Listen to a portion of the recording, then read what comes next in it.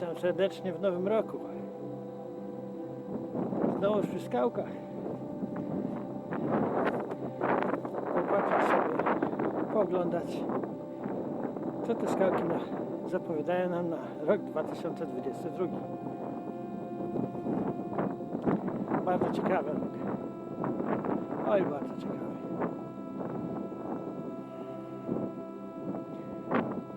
Jak już pokazałem na tych skałkach, Reset 676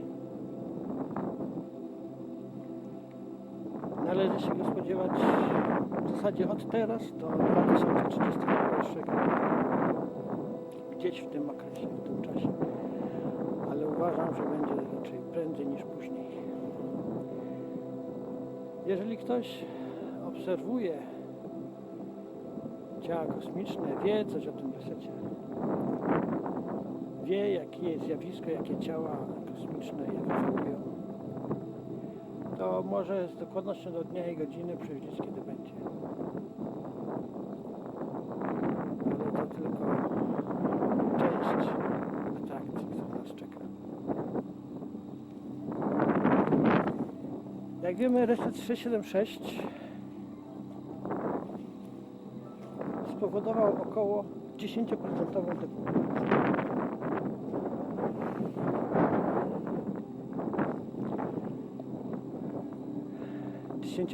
Depopulacja to bardzo dużo. Znaczy się, zostałoby około 8 miliardów 800 tysięcy, 800 milionów, przepraszam, 800 milionów ludzi.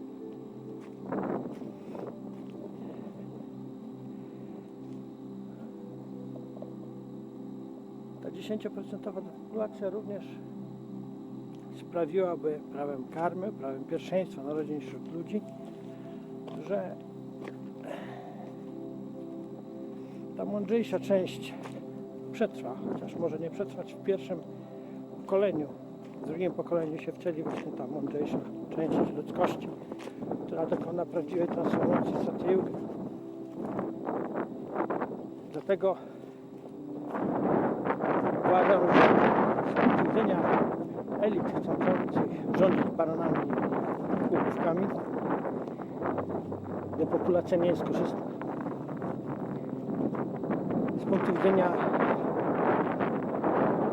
pozwodnienia kultury, wartości, prawdziwej duchowości,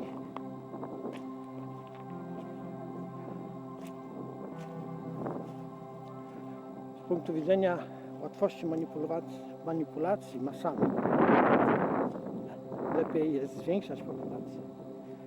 Wtedy również i zwierzęta, i rośliny, a nawet skały się wcielają w ludzi, ponieważ jest tyle dostępnych wakatów.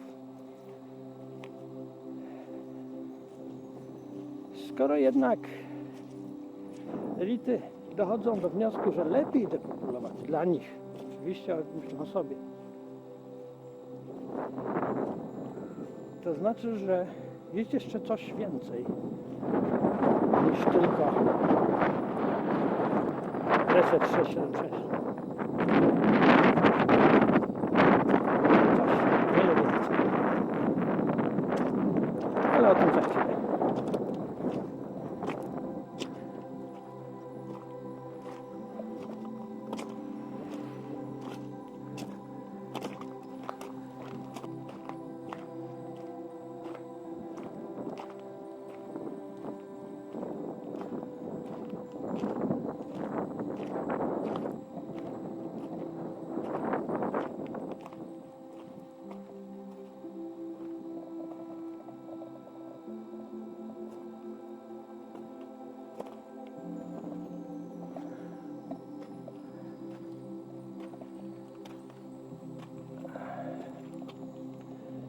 Aby opowiedzieć o tym czymś o wiele więcej, trzeba się dostać na górną półkę. Tam to będzie wyraźnie widoczne.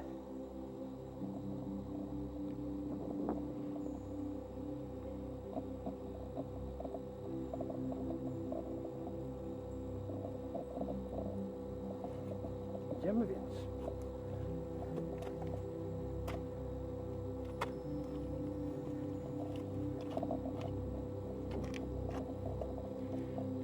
posiadanie wiedzy wymaga trochę wysiłku, trochę odwagi, czasu i zrozumienia podstawowych zjawisk. I tak zawsze nam towarzyszą na tej planecie.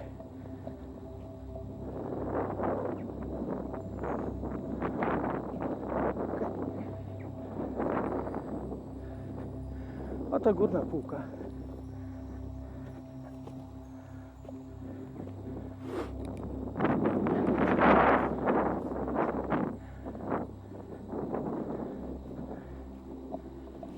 I oto co tu widać.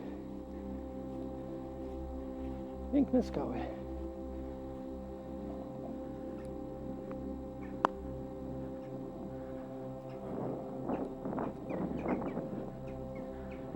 Piękne skały z pięknymi, poziomymi linami. To około 5 metrów.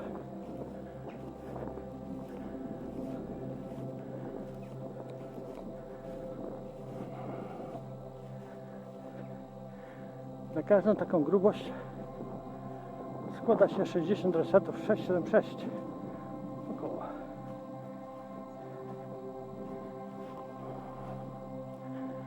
To są resety 41 tysięcy lat. W skrócie 41K.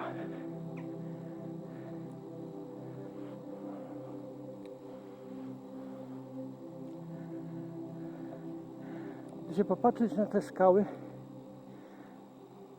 mikrowarstw nie widać praktycznie. Są jako zgrubienia i wgłębienia, są widoczne, ale nie powodują tak naprawdę jakiegoś istotnego zaburzenia struktury skały. Kiedy jednak się popatrzy na resety 41K,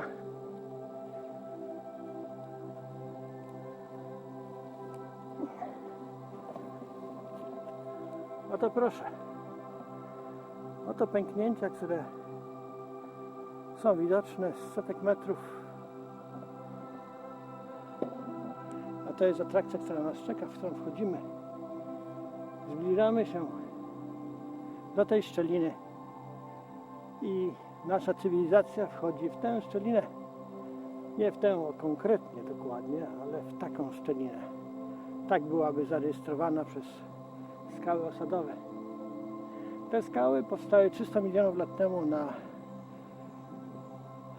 płciźnie ciepłego morza, które tu było. Też kontynent sam też był w innym miejscu nieco, ale w każdym razie powstawały na dnie płytkiego ciepłego morza. I życie odkładało czas mijający, odkładał warstwę za warstwą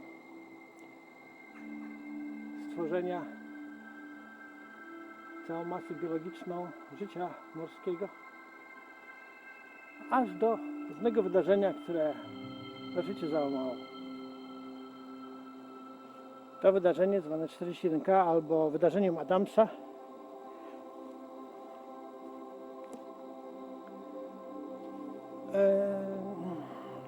ono zresetowało życie. Dosłownie, nie tylko cywilizację, ludzkość, ale życie. Nazywane jest masowym wymieraniem przez naukowców, którzy badali takie wydarzenie na podstawie drzew, które znaleźli z tamtego okresu. Mogli prześledzić dzięki analizie tego, co się w tych drzewach, w tych słojach zostało zawarte z tamtego okresu, jak destrukcyjne dla życia było to wydarzenie.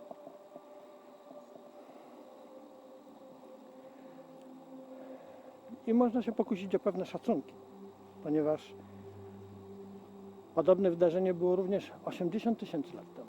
To wydarzenie skasowało ludzkość do 10 tysięcy osobników. Tak mówią naukowcy. Na podstawie badań różnorodności genetycznej człowieka, która ta różnorodność pochodzi właśnie z tego okresu, z tylu osobników. Nie chcę tutaj teraz rozważać, na ile to, czy to są badania niepodważalne, czy nie. Ale już samo w sobie to daje obraz niesamowitej katastrofy. To, że było 10 tysięcy osobników, ale było wcześniej osobników. Jak ludzkość się rozmnożyła. Jak humanoidy się rozmnożyły. 80 tysięcy lat temu były cztery główne linie neandertalczyków. I w tym wydarzeniu 3 z nich wyginęły całkowicie. Jedna przetrwała, która wyginęła 40 tysięcy lat temu. Z kolei ludzkość została zredukowana dramatycznie. Co się kryje w tych szczelinach, w tym wydarzeniu, które uformowały takie szczeliny? Załóżmy, że ludzkość w tamtym czasie, przed resetem,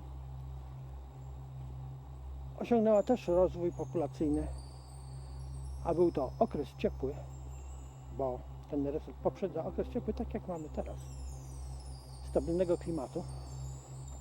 Tak i było ostatnio, 40 tysięcy lat temu i 80 tysięcy lat temu. To można sobie na podstawie osadów przeanalizować. Jak i na podstawie wykresów temperatury z cyklu Milankowicza pokazuje, że to były poprzedzone okresami ciepłymi, czyli bujnego wzrostu dostępności roślinności, zwierząt. Można powiedzieć, że ludzkość mogłaby osiągnąć tę samą populację, która jest i dziś. 8 miliardów, ale załóżmy, że było 100 razy mniej. Mi się wydaje, że to jest rozsądne założenie, że było 100 razy mniej.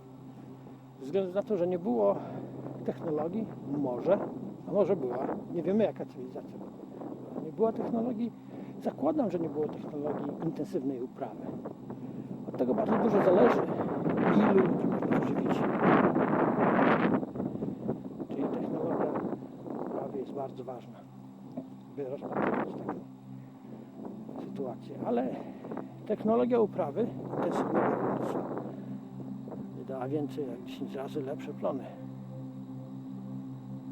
Więc nie 8 miliardów, a miliard, powiedzmy, około. Zamiast 100 milionów. Jeżeli nawet weźmiemy 100 milionów, 100 razy mniej ludzkości, około, zakładając, zaokrąglając, to mamy również redukcję do 10 tysięcy, to jest skala 10 tysięcy razy mniej. To jest 0,01%.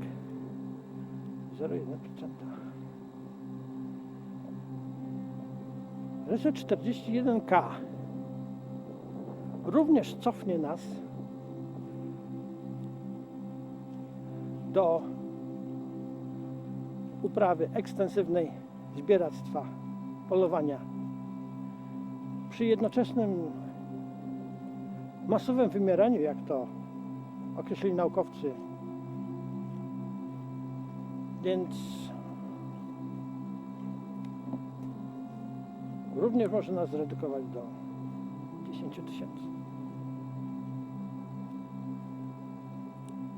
Może 100 tysięcy. W zależności od naszej wiedzy, jaką zachowamy po resecie i jak umiejętności wykorzystania technologii pozostałej, porzuconej, zdewastowanej, ale jednak pozostałej. Jak szybko będziemy mogli odtworzyć naszą wiedzę, strukturę, kulturę, organizację, najważniejsze, technologię. Niemniej reset 41K, pozostawiając 0,01% ludzi, jest 100 razy mocniejszy niż reset 676, choć nie jest tak gwałtowny.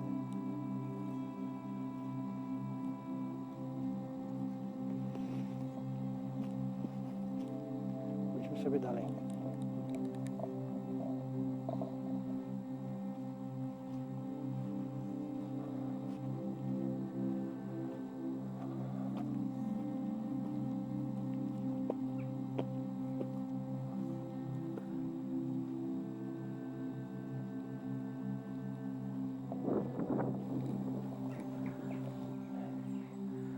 Oto szczeliny ciągnące się na całe mile wzdłuż tych warstw skalnych Resetu 41K.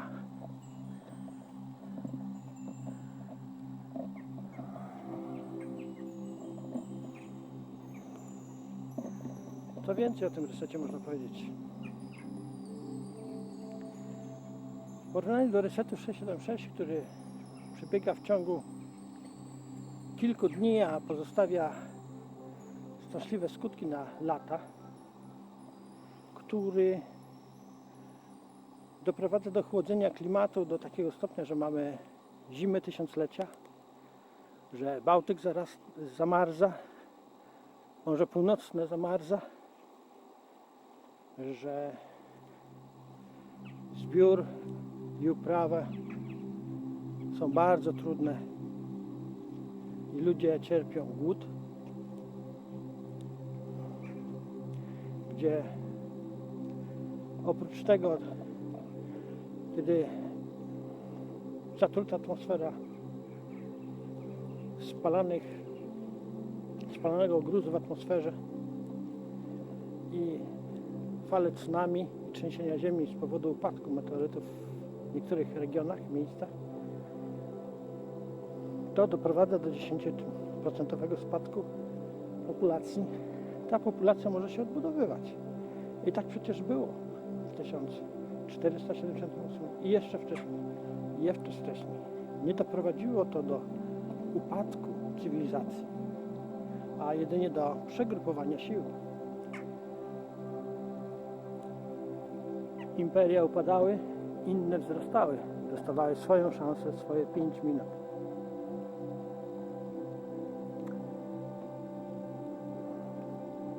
Kilka lat trudności, może dziesięcioleci, spadek oczywiście żywotności. Ludzie żyli wtedy z powrotem po 40 lat ze względu na trudność warunków i wyzwań.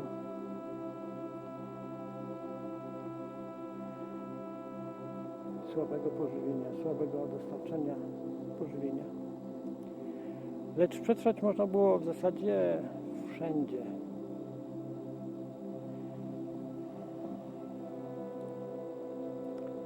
Też Szwedzi właśnie z powodu ciężkich warunków nie maszerowali Bałtyk wtedy do Polski. Tak, zmienia się układ sił, upadają imperia, powstają, ale cywilizacji jest nadal ciągłość. Kultura wzrasta, nauka wzrasta. Tak.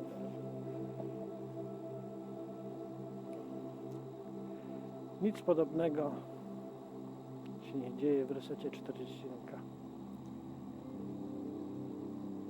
Trzeba zrozumieć, że 41K sprowadza nie tyle zimy tysiąclecia, co małą epokę lodowcową. To doprowadza do zniszczenia cywilizacji, technologii i kultury do tego stopnia, że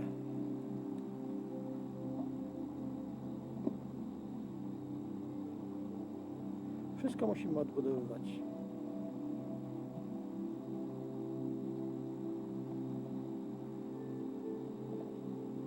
Nic nie pozostaje.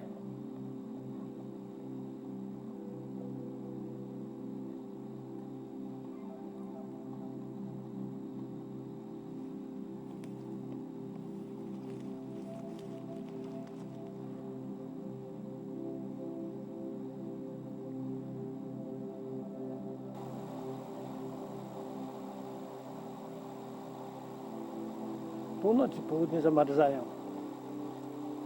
Wraca czapa lodowa, wracają lodowce. Teraz jesteśmy w bardzo ciepłym okresie. I pomimo straszenia nas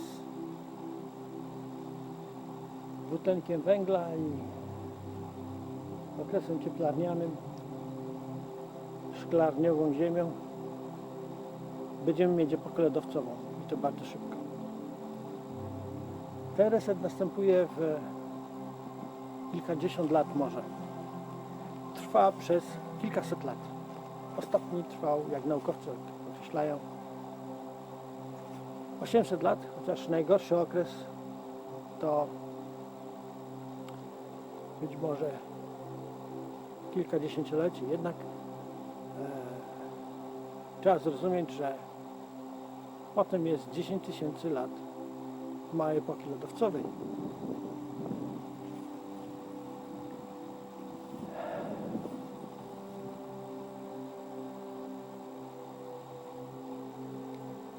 To sprawi,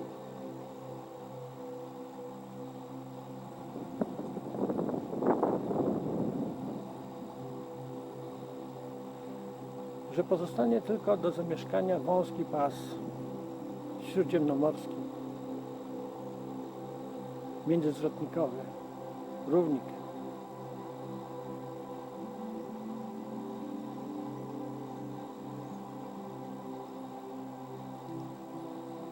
A i wtedy będzie bardzo ciężko przetrwać, ponieważ jest to związane z masowym wymieraniem zarówno fauny, jak i flory. Tak, to z powodu tego małego obszaru możliwego habitatu, zamieszkania obszaru, w którym się będzie się nadawał do zamieszkania. Ludzie w tej populacji, jakiej są teraz,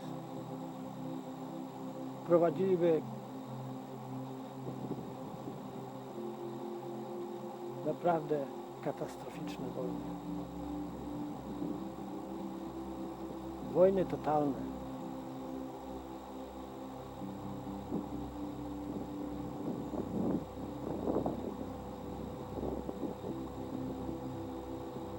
Wojny na całkowite wyniszczenie najechanych albo najeźdźców, bezlitosne, ponieważ zarówno na północy, jak i na południu nie będzie się dało żyć, a pas, który pozostanie, nie będzie produktywny. Będzie znowuż ekstensywne uprawy, zbieractwo, rolnictwo, polowanie na coś, czego w zasadzie w tak małej ilości.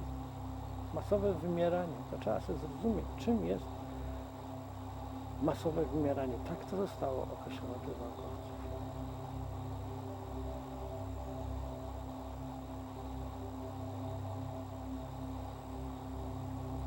I nawet gdyby ludzie potrafili na tyle współpracować i zachować swoją wiedzę,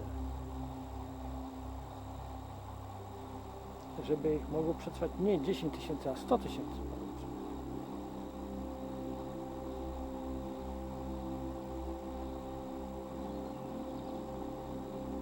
Z 10 miliardów.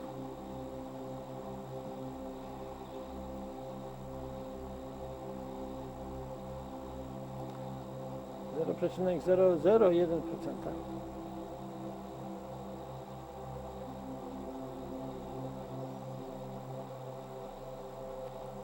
To jest powód,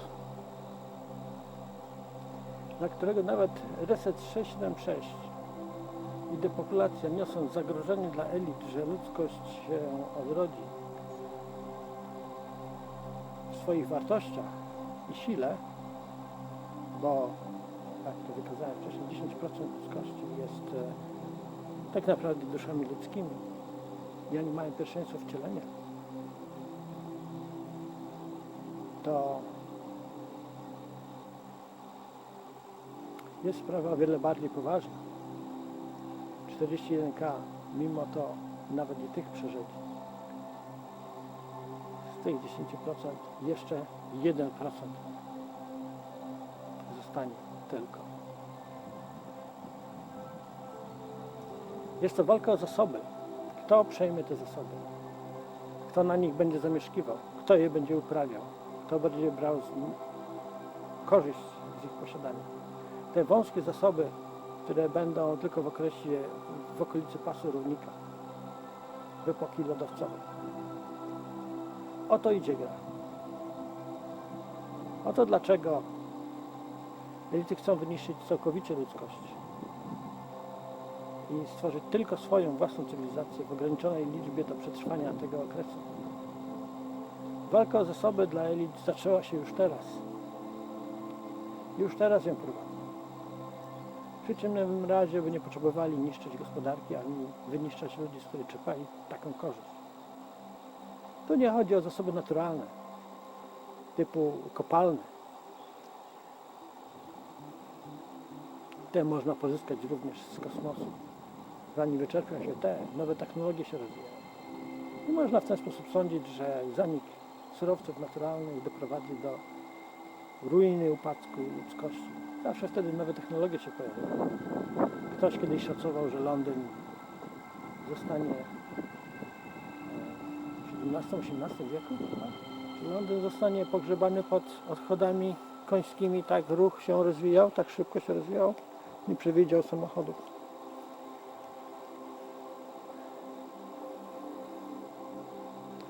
To dlatego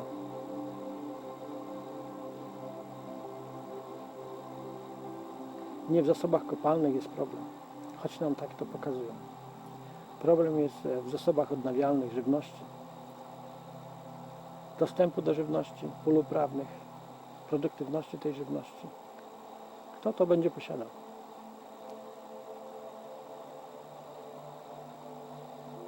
Ludzkość, która będzie ściśnięta do tego wąskiego pasa, niewątpliwie po tych krwiożerczych walkach o posiadanie pozostaną ci najsilniejsi, najbardziej wyposażeni.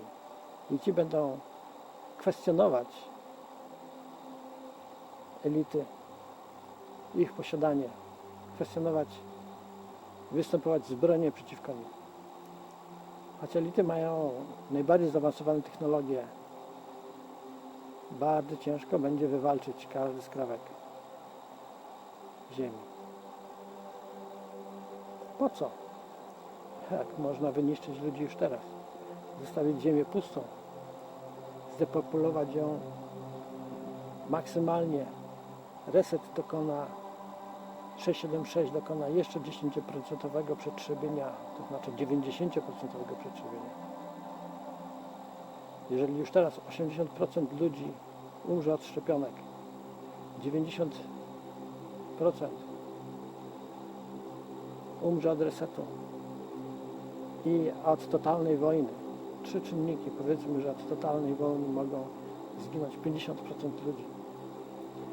Kiedy pomnoży się te czynniki, czyli pozostaje 20%, pozostaje 10%, pozostaje 50%. Czyli to jest z tych 3 czynników 1% pozostaje. Teraz trzeba sobie poradzić tylko z tym 1%. Myślę, że tak to kalkulują.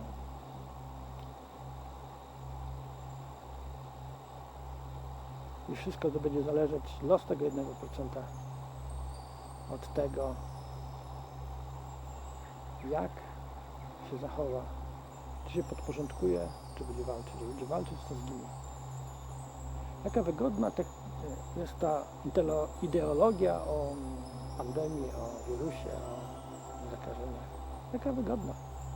Wiesz, swoim wojskom można powiedzieć,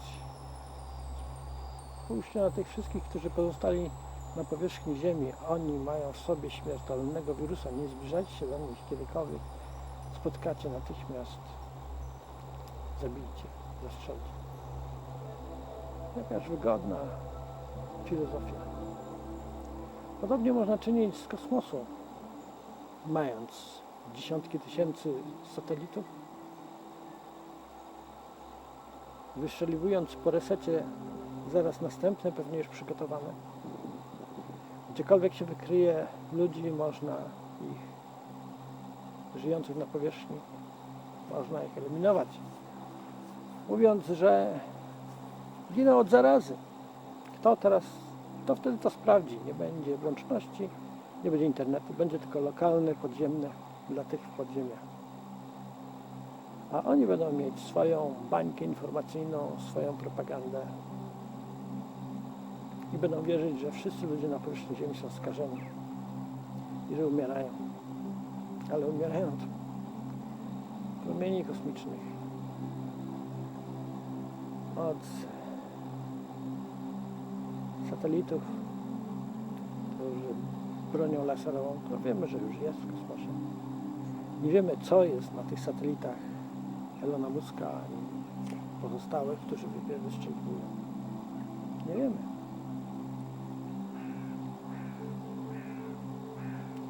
Wygląda na to, że elity bardzo dobrze są przygotowane do tego resetu. A ludzkość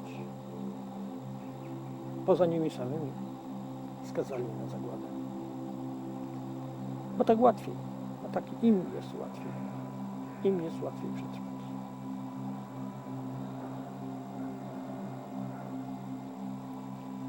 Co bym mógł życzyć na nowy 2022 rok? Na pewno mądrości, wiedzy i umiejętności. Umiejętności również współpracy, zrozumienia i propagowania tego przekazu ze względu na jego wagę. Ponieważ właśnie to jest podstaw wszystkich tych przemian, które się dzieją. Te dwa resety, 676 i 41.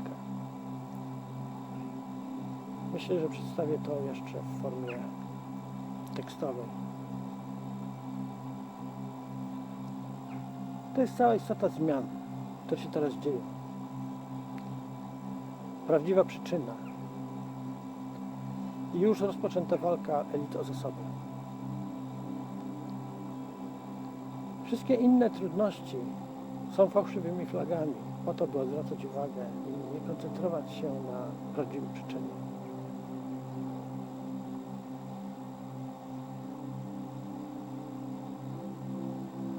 Tak myślę.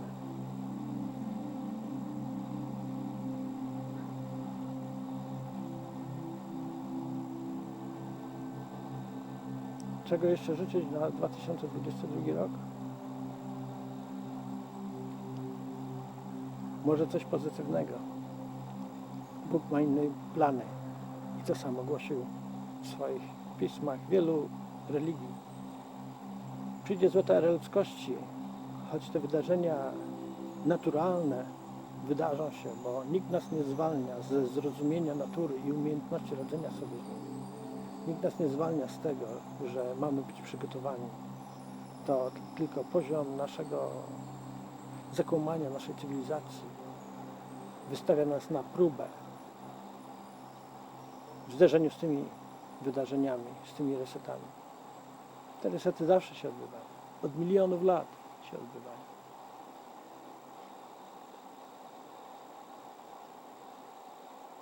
To, przed czym trzeba chronić ludzkość, to przed jej własną głupotą. Tak więc życzę mądrości. Życzę, by ludzie po resecie 676 zachowali tą wiedzę i wiedzieli, że wraz z tym idzie reset 41K i że nie wolno walczyć, ale trzeba stawiać na nowe technologie, by umieć sobie poradzić z tym resetem. Uważam, że te resety zawsze doprowadzały do każdą cywilizację, która stawała w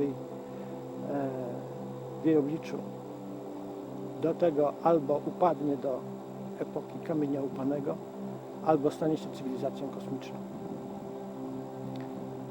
umiejącą pozyskiwać zasoby z kosmosu, umiejące również prowadzić uprawy na orbicie. To jest ważne. Można. Technologie już są. Tylko najwyraźniej ktoś oszacował, że nie będzie ryzykować utratą władzy, utratą pozycji. Lecz gdybyśmy technologię pozyskiwania żywności mieli na orbicie już od dziesięcioleci i zapatrywali się w nie, populacja byłaby bezpieczna. Odporna na reset 41K. Gdybyśmy mieli rozwiniętą już fuzję jądrową, czyli nieograniczone zasoby energii, gdybyśmy umieli ogniskować więcej światła słonecznego na Ziemi lub regulować jego dostęp poprzez sferę zwierciadeł wokół planety, nie balibyśmy się żadnego resetu. Ale jeszcze nie teraz. Wygląda na to, że jeszcze nie teraz. Jeszcze nie ten reset.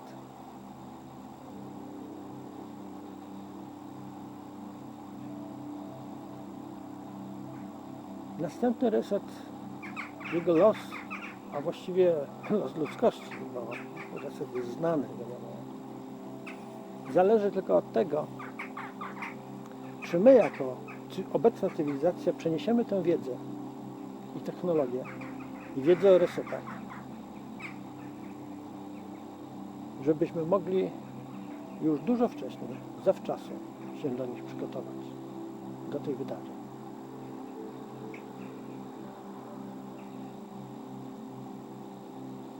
Tego mógłbym życzyć, właśnie tego. Mądrości i zaufania Bogu, że Bóg ma inne plany. Że elity wcale nie zwyciężą, przeliczą się. Myślałem również o tym, że elity są związane z technologią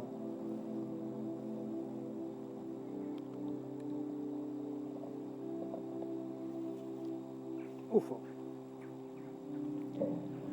Tak, że istnieją istoty pozaziemskie, to mi się wydaje, że śmieszne jest sądzić, że w tym bezkresnym wszechświecie nie istnieją. Ale jest wiele również takich teorii, że elity weszły w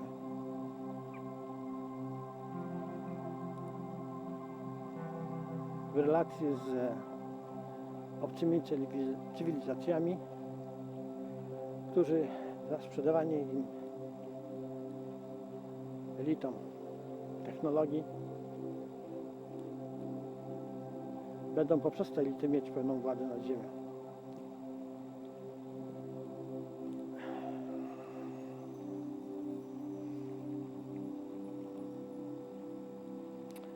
Coś mam takie przeczucie, że tu sytuacja może wyglądać zgoła odwrotnie.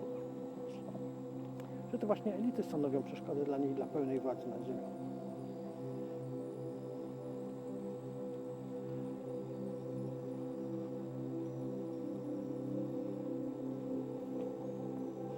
Człowiek żyjący naturalnie, w harmonii z naturą, nie stanowi dla obcych cywilizacji żadnego problemu.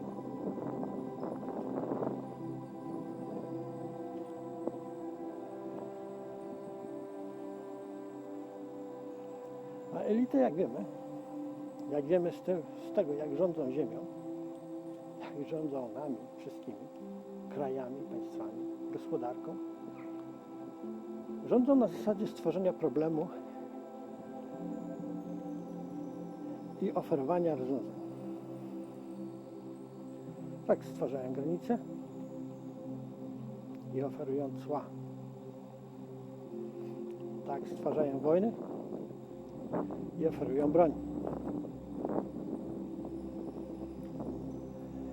Stwarzają pandemię, oferują szczepawki.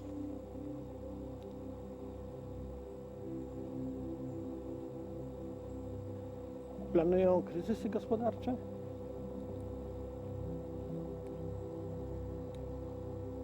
a potem z rozwiązywania problemów kryzysów gospodarczych czerpią największe korzyści.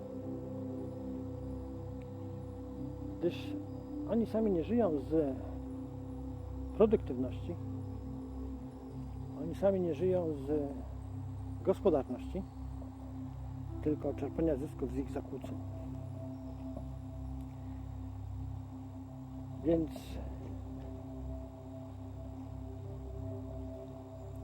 taktyka cywilizacji, przywrócenia naturalnego współżycia człowieka z naturą i oparciu na tym, co zdrowe, czyli bezpośredniej produktywności, a zarazem pozbycia się problematycznych elit, które żyją z tego, że stwarzają granice i problemy i kreują te problemy. Myślę, że dobrze znają tą grę, ponieważ są z nami, z ludzkością od zarania dziejów. Bo być może to właśnie oni stworzyli człowieka z genomu swojego i gatunku naczelnego. Z ich punktu widzenia, jeżeli by tak właśnie było, to właśnie elity są tymi, którzy należy usunąć, wykorzenić, oczyścić ziemię właśnie z nich. Jakby mieli to zrobić? Musieliby wpierw dokładnie zinwigilować i poznać. By bardzo precyzyjnie przeprowadzić operację usunięcia raka. Więc aby to zrobić, trzeba ich zachęcić do współpracy. Więc tam, gdzie elity myślą, że wygrywają z nami, tak naprawdę są inwigilowane po to, by zostały usunięte. Gdyż staram się myśleć tutaj nie na zasadzie chwilowych korzyści.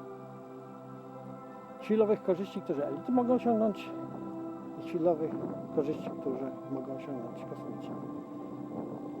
Ponieważ dla kosmitów czas życia ludzkiego może być jak dla nas jeden dzień. I nie chcą więcej dla nas.